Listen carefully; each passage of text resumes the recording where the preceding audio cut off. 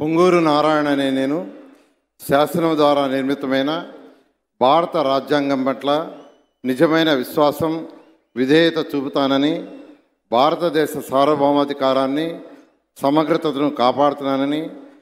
ఆంధ్రప్రదేశ్ రాష్ట్ర మంత్రిగా నా కర్తవ్యాలను శ్రద్ధతో, అంతఃకరణ శుద్ధితో నిర్వహిస్తానని, భయం కానీ, పక్షపాతం కానీ, రాగదేశాలు కానీ లేకుండా